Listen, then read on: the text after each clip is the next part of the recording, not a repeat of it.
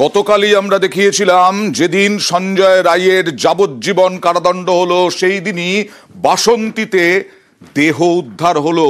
12 দিন ধরে নিখোঁজ থাকা ক্লাস 8-এর ছাত্রী, ধর্ষণ করে খুনের অভিযোগ, তার উপরে অত্যাচার হয়েছে। সেই জায়গাটা দেখছেন যেখানে খুন হয়েছে ওই নাবালিকা। বিবস্ত্র দেহ উদ্ধার উত্তর চুনাখালী গ্রামে।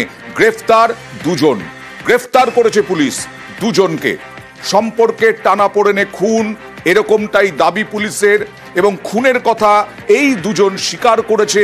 পুলিশ দাবি করেছে নাবালিকাকে বাড়ি থেকে ডেকে নিয়ে গিয়ে খুন। 12 দিন ধরে নিখোঁজ ছিল ক্লাস 8-এর এই ছাত্রী।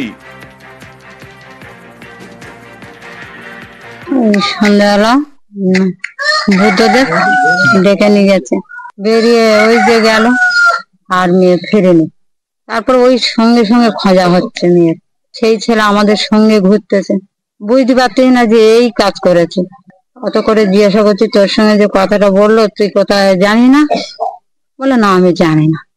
তা সারা রাত খুঁজে যখন পাওয়া গেল না, আর কি করবো। তারপরে পুলিশকে জানালাম, কেস করলাম।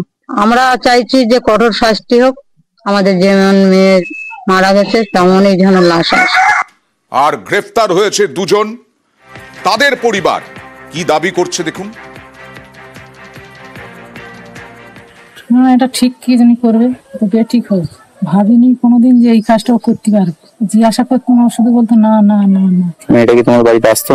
হ্যাঁ আসতো, হ্যাঁ মেয়ের মতন ছিল তো। কি করে কি করলো? এটা পাশের বাড়ি নেই, এমনি গল্প আছে, ভাই বোনের মতো করতো না। আমি বুঝতে পারি ছেলে মানে চাষবাসে কাজ বাজ করে।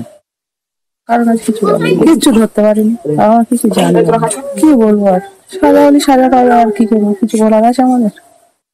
এখন শুনছি তো মানে অনেক কিছু না, আমরা জানতাম না। ছেলে কাজ বাজ করতো ওই সেন্টারিং কাজ। ওই যে তো মেয়েটার বাড়িতে। হ্যাঁ।